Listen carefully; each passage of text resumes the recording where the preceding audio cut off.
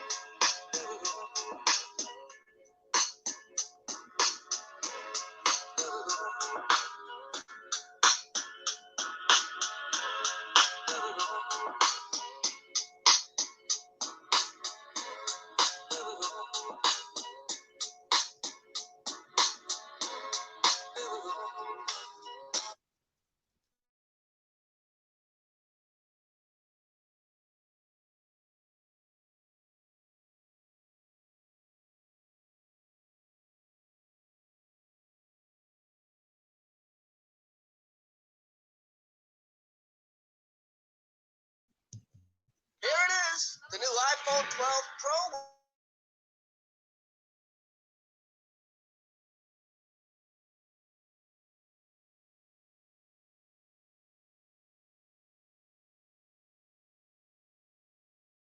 Goes to 5-0.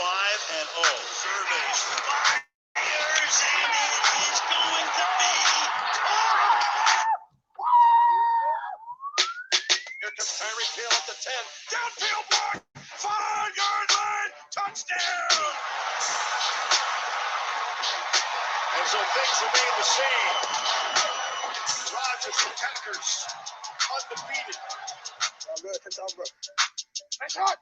Into the backfield. Jackson takes the snap. Pirouettes to the right. Fires to the goal line. And it is caught for a touchdown. Hollywood Brown. Allen slinging towards the end zone. It's caught. Over the middle. There's Chase Claypool. Steps out of the tackle. 10-5. Touchdown for the rookie from Notre Dame. It's been the 70s since the Steelers were last 4-0. There's Jared Cook. First touch of the night is a touchdown. New Orleans. 41 yards for the score. When you come in against Derrick Henry, you better go low. Do not stand up with that man and let him just throw you out of the club. The Tennessee Titans, after 16 days off, improved to 4-0 for the first time since 2008. For Evans, another stare and another touchdown for Mike Evans. Robert Woods, a 56-yard dive. He's at the 30 now. He's going to go. Touchdown. Isaiah Rodgers, 101-yard return. Good snap. Good hold. The kick's up. It snakes inside the right upright, and the Cowboys win. The Cleveland Browns, 4-1 for the first time in 26 years. Carr's going for the home run ball. Got a man open. It's Ruggs. There he is. Ruggs. Touchdown. Jackpot, baby.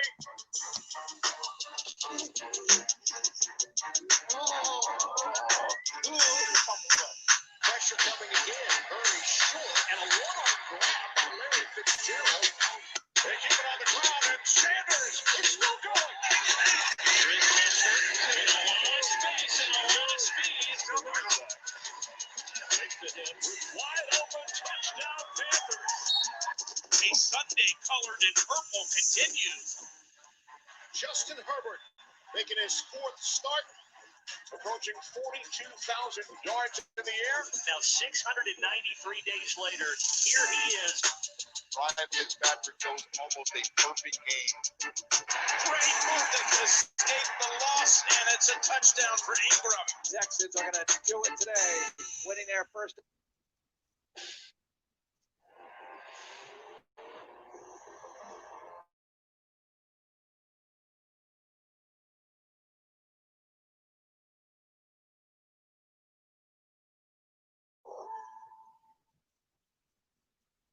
The 1-4 Washington football team hits the road for Week 6, heading to New York to take on the winless Giants. But go ahead and throw out the record.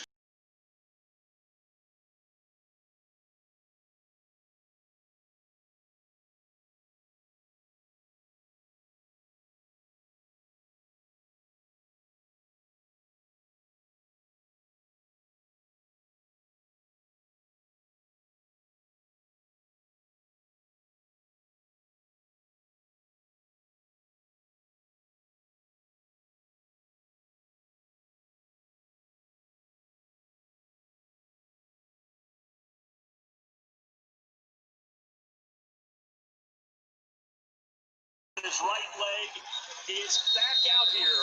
Smith returned to action last week in one of the most remarkable comebacks the game has ever seen. Hit here as he dumps it off to McKissick. His numbers on the day were nothing special, and Kyle Allen will start this matchup if he's healthy. But no matter who is back there, Washington has to do a much better job of protecting them. And there's the first time Alex Smith is hit as he's taken down and sacked. 8 sacks allowed in one game. 21 allowed for the year so far, second most in the NFL. Inside the pocket and taken down by Troy Reeder. It's something the Giants could take advantage of. They picked up 2 sacks against the Cowboys last week and have 12 for the year, which isn't too shabby. Cincinnati, and he is sacked. Really, this game might come down to who can protect their QB better, because the Giants have allowed Daniel Jones to be sacked 16 times already. Cuts out, and it's scooped up. Returns it for the touchdown. Washington's number one strength as a team this season is getting to the QB, which they've done 15 times. Pressure, and the ball comes loose, so it's the arm coming forward. No signal. And the thing is, if they do get to Jones, there's a decent chance he might fumble it. Jones led the league in fumbles lost last year and already has 3 in 5 games this year. For the Giants, Jones pump fake. Jones in trouble, and Jones is sacked. And the Bears have the football. Pressure has also played a role when he's not sacked, as Jones has also thrown 5 interceptions, meaning he's accounted for 8 of the Giants' 9 turnovers. And it's intercepted, picked off, and it is Bush.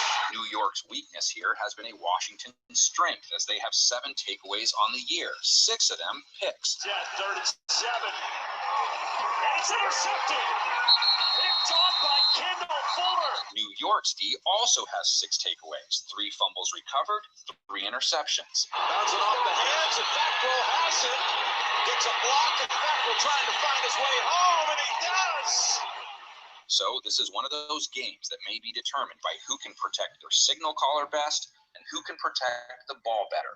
The team that does, still very much alive in the NFC East race, though the loser realistically might be too. So tell us what you think.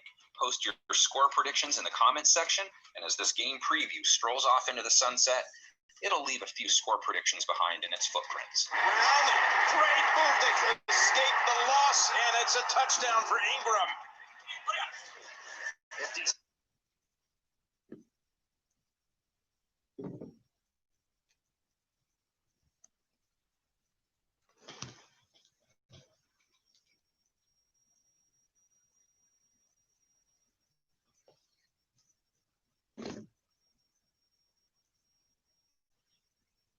The 1-4 Washington football team hits the road for Week 6, heading to New York to take on the winless Giants. But go ahead and throw out the records in this one, because right now records don't mean anything in the NFC East, though seeing Alex Smith walk back out on the field did.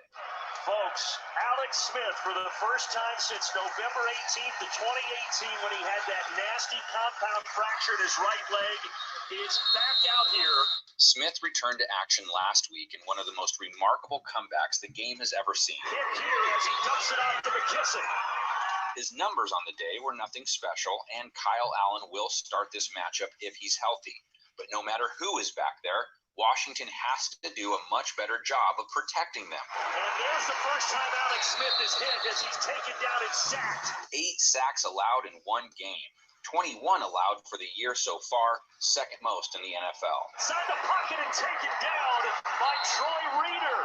It's something the Giants could take advantage of. They picked up 2 sacks against the Cowboys last week and have 12 for the year, which isn't too shabby. Cincinnati, and he is sacked. Really, this game might come down to who can protect their QB better, because the Giants have allowed Daniel Jones to be sacked 16 times already. Comes up, and it's scooped up.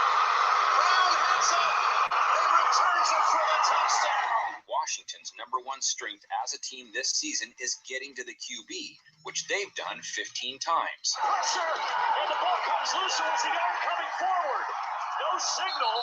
And the thing is, if they do get to Jones, there's a decent chance he might fumble it. Jones led the league in fumbles lost last year and already has 3 in 5 games this year. For the Giants, Jones pump fake. Jones in trouble, and Jones is sacked. And the Bears have the football. Pressure has also played a role when he's not sacked, as Jones has also thrown 5 interceptions, meaning he's accounted for 8 of the Giants' 9 turnovers. And it's intercepted. Picked off, and it is Bush. New York's weakness here has been a Washington strength, as they have 7 takeaways on the year, 6 of them picks. 37. And it's intercepted. Picked off by Kendall Fuller. New York's D also has 6 takeaways, 3 fumbles recovered, 3 interceptions. Bounce it off the hands, and Fackrell has it. Get a block, and Fackrell trying to find his way home, and he does. So this is one of those games that may be determined by who can protect their signal caller best and who can protect the ball better. The team that does, still very much alive in the NFC East race, though the loser realistically might be too. So tell us what you think. Post your score predictions in the comments section, and as this game preview strolls off into the sunset, it'll leave a few score predictions behind in its footprints. Brown, great move to escape the loss, and it's a touchdown for Ingram. 50 set here for Kyle Allen. Pocket collapses. Allen trying to get the edge. And good. It's inside the pylon for a Washington touchdown.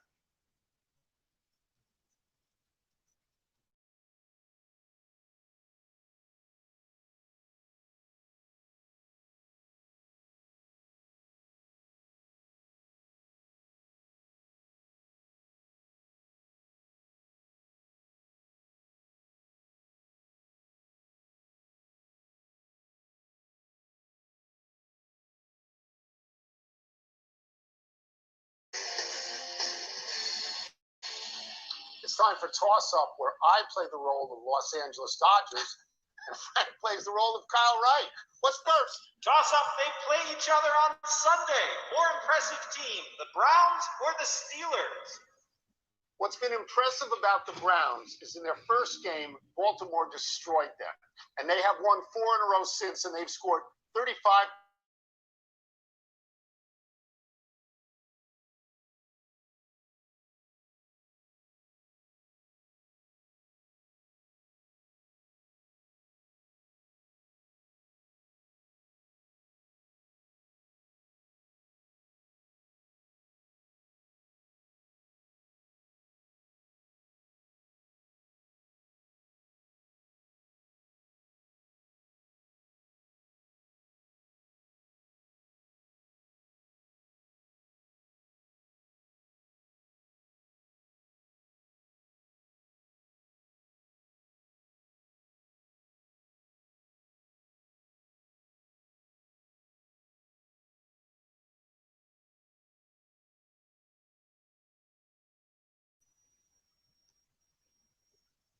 and that's a lot of points. and Beckham is finding the end zone. But I'm going to say Pittsburgh because they're 4-0 for the first time since 1979, which is an amazing number to me. They haven't played anybody good, honestly. The Giants, the Broncos, the Texans, and Eagles, nobody even with 2 wins. But I want to see them at home against Myles Garrett. I'm going to say they are more impressive. I want to see that game. No, it's the Browns and a couple of things. It's their best start since Bill Belichick was the head coach. That's one. The other thing, Odell Beckham, he's been targeted 39 times. That's 11 more times than anybody else by Baker Mayfield. So you're getting a terrific playmaker involved. But here's why. Kevin Stefanski, the head coach, you know what's been eliminated from this team up to this point? All the drama, all the nonsense. It's like a soap opera all the time with this team. They just seem to be focused on football, and guess what? Yeah. They're not that bad at it. Yeah, I'll tell you what else has been eliminated from that team, Freddie Kitchens, to your point. Next. Toss-up, they play each other on Sunday. Bigger quarterback issues. The Washington football team or the New York Giants? I don't know the Giants' issue. They've got Daniel Jones. I mean, he hasn't been good in 18 games so far. He's got 17 interceptions and 4 fumbles. But nobody is exactly screaming for Colt McCoy. So if they don't get Trevor Lawrence, they have Daniel Jones. Washington doesn't know who they have. Haskins wasn't just benched. He was demoted to 3rd string. They're putting Kyle Allen out there who has no traction with Washington fans whatsoever. They don't know him. And if he goes down again like he did last week, they bring out a guy with 1 leg at this point. Everybody loves Alex Smith, but he can't get rid of the ball fast enough. And if they lose this game, Frank, where is the support for Ron Rivera and what he's done so far? That's a good point. And Daniel Jones is 1-14 in his last 15 start. The 1 win against Washington. 22 turnovers and 18 But here's the problem, though, Tony. The Giants have spent the last 10 years trying to rebuild that offensive line. Watch the Giants this weekend. Daniel Jones takes the snap, and he starts running for his life. He gets 0 protection from that team. Well, Alex Smith can't run for his life and get 0 protection. It's a problem. That's it. Good effort, Frank. Almost. Let's take one last break still to come. The Falcons become the latest NFL And Frank Isola. I'm wearing shades. You don't realize I was just on Around the Horn. I'm Tony Kornheiser, and I'm wearing shades because they make me look hot. Oh. These are Revos. Did you ever hear of Revos? Yes. These are Revos. And you look hot. I think, yeah. Well, my son got them for me. Revos. And that's enough of them. Welcome to PTI, boys and girls. In today's episode, Jose Altuve bounces back. Nick Saban tests positive, and Daryl Morey moves on. But we begin today with the Dodgers bashing down the door to get back in their series with Atlanta. They scored 11 times in the first inning, making life miserable for rookie pitcher Kyle Wright. As fate would have it, Atlanta is starting another rookie pitcher tonight, Bryce Wilson. Meanwhile, the Braves will face Clayton Kershaw finally. Frank, how are things looking for the Braves now? Not so great, and I think if you go back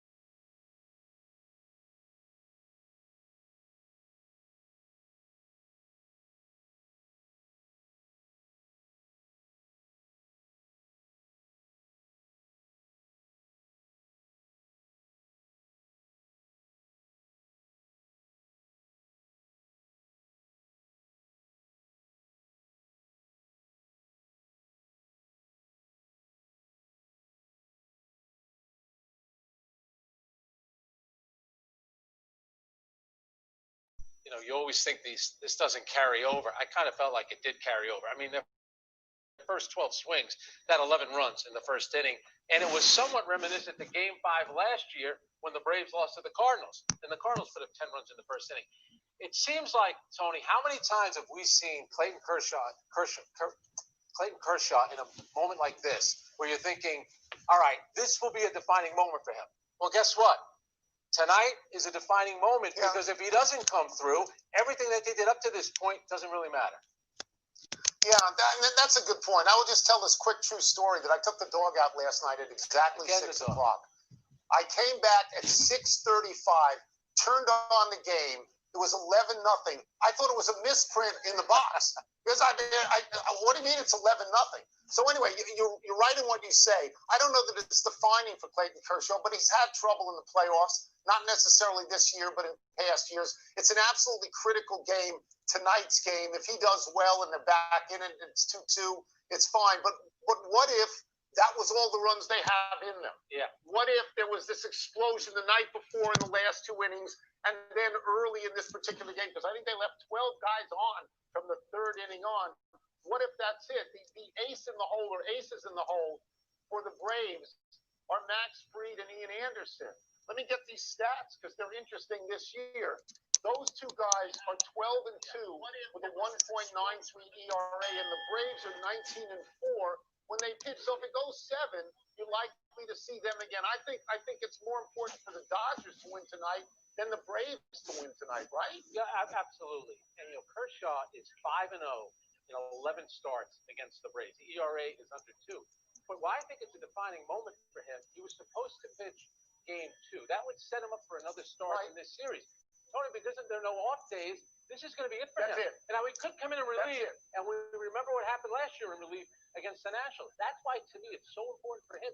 And if he doesn't pitch well, if he's out before 5 innings, it's a disaster for the Dodgers.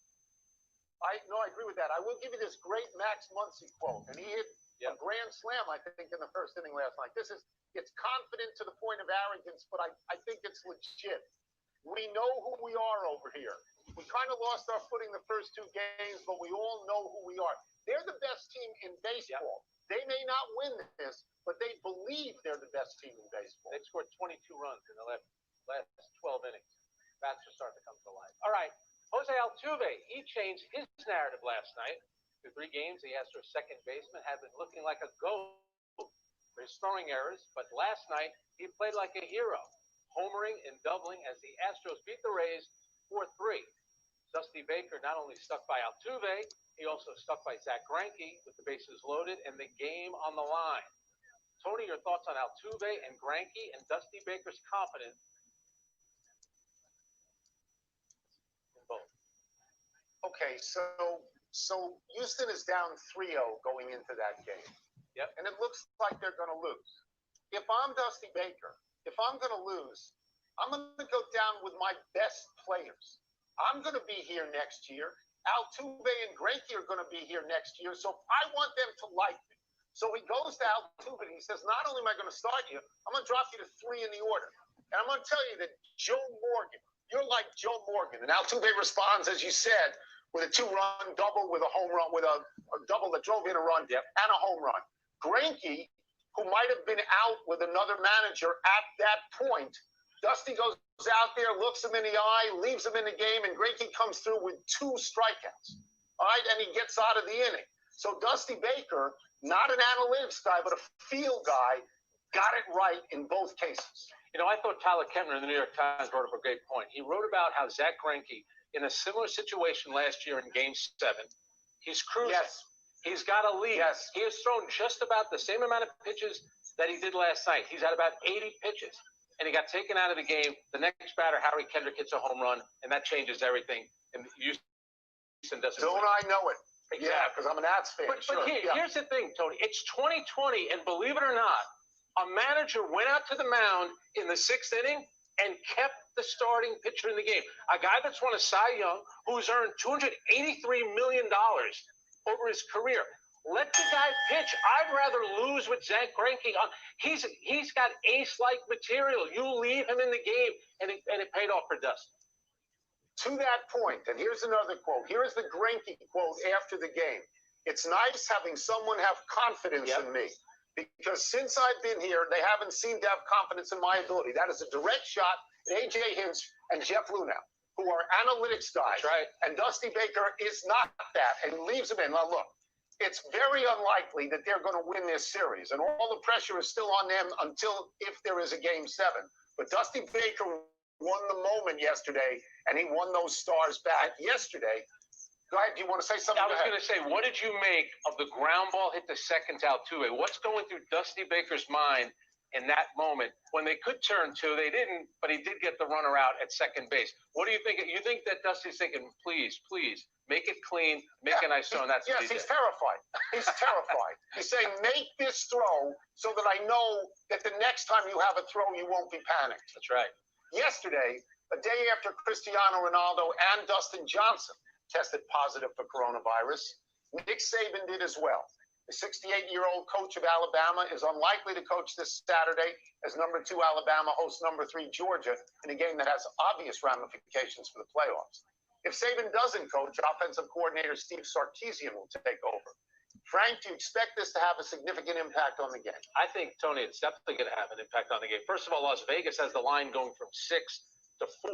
That tells you how important Nick Saban is. I would think for college players to look over on the sideline and not have Nick Saban there, and there's a chance that he might not coach in the game, I think that's a major factor. And remember, we could always say Alabama is the one team that could lose one game and they'll still go to the semifinals. But we don't know how this season is going to play out now. With coronavirus, games are getting postponed, getting canceled all over the place. Maybe there's a chance you lose this game, you don't get to the Final Four. So Saban has been a masked guy. He's been very respectful of the virus in all of his public comments. I don't expect him to coach, although maybe he comes up with a negative test, and maybe he does coach. But there was an idea on the internet that I really liked, that you put him in a glass box, and you put him on a cherry picker with a phone, and he starts calling plays. Because you can coach, if you're inside the stadium, you can coach. You can coach from the press box or something like that. Yep. You can call the plays in splendid isolation. It's when you're out of the stadium that you can't do it. My feeling about this is not a good situation for Steve Sarkisian. Yep. He has been a head coach before at Washington and USC. He was let go because of public intoxication at USC, but he was 12-5 at the time. He knows how to coach. But if he wins this game, people will say, well, it was Saban's players and Saban's game plan. And if he loses, he becomes villainous. So I think this is a real tough spot for him. So you're saying it's a win-win for Nick Saban, because if the team wins, he prepared them. If they lose the game, people say, see, you need Nick Saban on the sideline to win these games. Well, not only that, no assistant of his has ever beaten him. And Kirby Smart was his defensive coordinator. It's now 20-0, and the average score is 42-15. But you can't beat the old man if the old man's not in the gym. I mean, I don't even know if it counts if he's not there. I think you want him in the Pope Mobile. He could probably coach on something like that. That'll work. That'd be great. The Pope Mobile. Just riding the sidelines. Love it. It's a good idea. All right, big news from the NBA, where Daryl Morey is reportedly stepping down as general manager of the Houston Rockets. Morey thought his Rockets could win the title this season, but they went out in the second round to the Lakers. Prior to the season, his tweet in support of the protests in Hong Kong led to China pulling the NBA from television. Tony, what do you make of Morey's decision, and where does this leave the Houston Rockets? Well, my first reaction is, where's Wilbon when we need him? This is his Northwestern boy. Exactly. Daryl Morey. You're probably playing golf together in Arizona right now. Look, this is the logical end game from what Morey said when he stood up for people in Hong Kong, which, by the way, every American ought to do. But the NBA doesn't do it because of their business dealings there, and they're going to lose money. So he hid under a bed for about 8 months, and he had no future in Houston whatsoever. What does it mean for the team? It means they're looking for a GM, they're looking for a coach, they're looking for larger players because small ball's gone. That's one. I'll tell you what, once the tweet went out, the handwriting was on the Great Wall of China. There was no doubt that he was going to be out eventually, and that's what happened. And if you remember, it was just about a year ago today where LeBron kind of criticized Daryl Morey, so everyone turned their back on him. So Daryl Morey knew that this was coming, and to your point, you didn't see him for months at a time. We didn't know where he was. He was almost in hiding. But I'm going to say this about his time there. He was a very innovative guy, number one. He made a great trade for James Harden. He didn't give up a lot to give a guy that went on to be an MVP, is one of the brilliant scorers in the league, and he kind of led this kind of nerd revolution in the NBA with the whole idea of analytics and also the old school way of doing things. But I think what I've always liked about Daryl Morey was that he was willing to try something. Now, what he tried this year was a disaster. They were way too small against the Lakers, and it didn't work. But I think Daryl Morey, like you said, is a smart guy. Went to Northwestern, went to MIT. He knew this was coming. He's a smart guy, and he does a lot of tinkering, and he tries very hard. He had Harden, he had Paul, he had Westbrook, and combinations of them. But if you look at what happened in the playoffs, most of the time they were either first or second round out. They never got to the NBA Finals. No. LeBron's been there 10 times, and those three great players I mentioned haven't been there at all. Well, let's take a break. One quick thing. Go ahead. He's 240 games over 500 when he was there. And they almost beat the Warriors a few years ago. They had their chance. Almost doesn't really count. Never got to the finals. Let's take a break. Coming up, the Browns and Steelers face each other on Sunday. Which team is more impressive? And Tony's Washington football team has a messy quarterback situation. But do the Giants have Jim Palmer, one of the two handsomest men I've ever met. The other was Paul Newman. Each had eyes so blue, you thought they were painted on. But I digress. Palmer spent his entire 19-year career pitching for the Baltimore Orioles. He still broadcasts those games. He won 3 World Series and 3 Cy Youngs. He did not have the strikeouts of his peers, Tom Seaver and Steve Carlton, because Palmer was craftier, more like Greg Maddux. His career record of 268 and 152 and his 2.86 ERA made him a first-ballot Hall of Famer. I remember doing a newspaper story on Reggie Jackson, and Palmer quoted Dostoevsky about Reggie.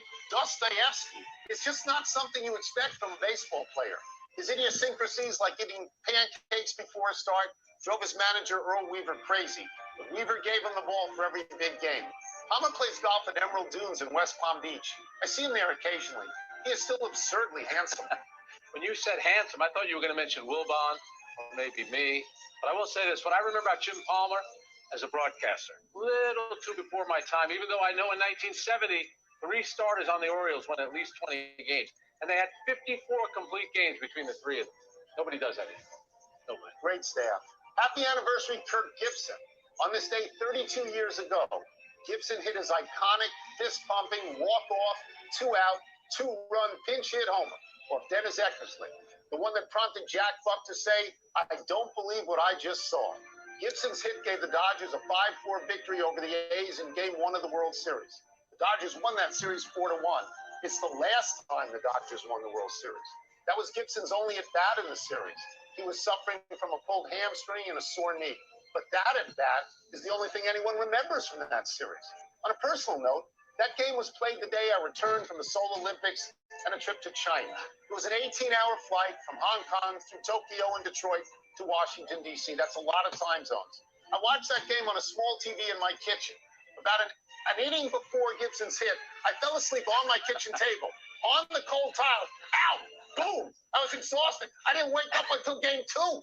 Now, I was awake. I watched this. Now, I was at the game when Joe Carter hit the home run for Toronto when they won, which was dramatic. For me, in my lifetime, that's the most dramatic World Series home run. I would have given him MVP. That was his only at-bat. To me, that changed the entire series. Eckersley back then, Tony, was absolutely unhittable. And he hit a home run on one leg. Not bad. Yes. Happy trails to the Falcons facility. The 0-5 Atlanta Falcons shut down their facility this morning after a member of their organization tested positive for coronavirus. Adam Schefter of ESPN reported the Falcons had multiple positive tests, but the team did not confirm that. The Falcons announced their operations would be conducted virtually. They are scheduled to play the 1-4 Vikings on Sunday, but how can you be sure of that? For each team that has to postpone a game, there's a cascading effect on the schedule. Multiple teams are affected down the line. The NFL should consider playing games every day of the week to accommodate the effects of the virus. Tuesday, Wednesday, and Friday are open. People would love to watch football every night, and this might allow more recovery time between games. How do you do this? I don't know, but the NFL is smart. Let them figure it out. Well, let me ask you this. Do you think we're going to get to a point where maybe the Super Bowl will get pushed back a little bit to make up some of these games? Because it seems like that's where we're at. Absolutely. And they own the stadiums. They can go into May. It doesn't matter. People want to see it. 2 corrections. Nick Saban is 21-0 against his former assistants, not 20-0. And James Harden and Russell Westbrook have been to the NBA Finals, just not with Houston. My bad on both of those. Let's go to the big finish. The Clippers are reportedly hiring Ty Lue to be their new head coach. Is that a good fit? I think it's a good fit. He was linked to just about every job in the NBA. He inherited LeBron in Cleveland. Now he gets Kawhi Leonard. Not too bad. All right, the Athletic reports that Anthony Davis plans to opt out of his deal with the Lakers but resign with the team. Does that make sense? It makes perfect sense. He's able to get a new deal. He gets more money. He stays in LA. He plays with LeBron. It's perfect for him. He's not going anywhere else. Bucks offensive coordinator Byron Leftwich says he didn't see what happened when Tom Brady held up 4 fingers. You believe him? No, I don't. Why is everybody covering for Tom Brady? He made a mistake. It's not the end of the world. He's still a great player. It's ridiculous. Cam Newton.